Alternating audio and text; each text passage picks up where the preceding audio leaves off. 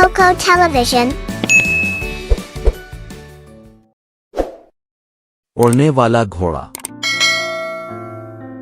पुराने जमाने का जिक्र है कि यूनान में एक खूबसूरत और बावकार शहजादा रहता था जिसका नाम अल्बर्ट था।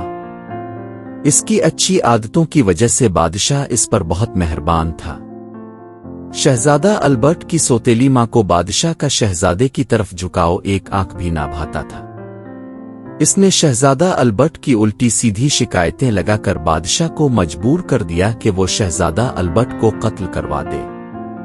बादशाह शहजादे को कत्ल नहीं करवाना चाहता था, चुनांचे बादशाह ने शहजादा अल्बर्ट को एक खत देकर उसको अपने दोस्त बादशाह के पास रवाना कर दिया, जो शहजादा अल्बर्ट के वालिद के दोस्त थे और करीब के इलाके ही में बादशाह थे। शहजादा अल्बर्ट को जो खत दिया गया था, इसमें बादशाह ने लिखा था कि वो शहजादे को मौत के घाट उतार दिया जाए। शहजादा अल्बर्ट ने सोचा कि अजनबी बादशाह जब इस खत को पढ़ेगा तो इसके साथ बहुत मेहरबानी से पेश आएगा। इसे क्या मालूम कि दरहकीकत ये खत इसकी ओ मौत का परवाना था।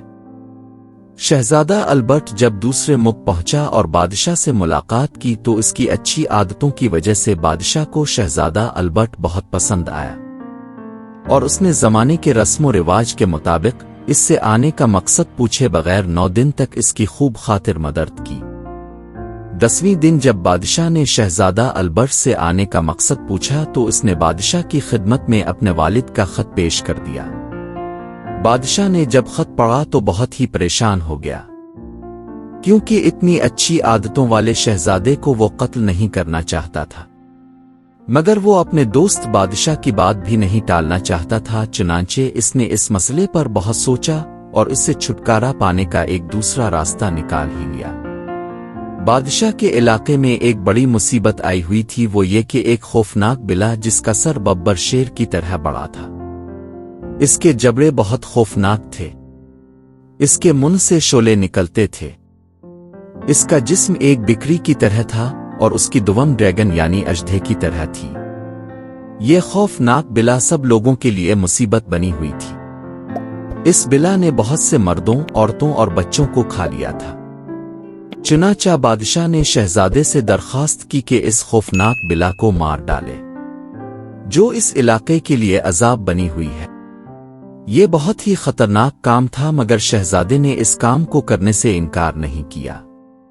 वो नेक दिल शहजादा था और लोगों को तकलीफ और मुसीबत से निजात दिलाना चाहता था। इसने अक्ल की देवी से मदद की दरखास्त की। अक्ल की देवी हर बात जानती थी, साथ ही इसे मालूम था कि शहजादा कितना बहादुर है। चुनांचे इसने शहजादे की मदद की और इसे एक तोहफा दिया।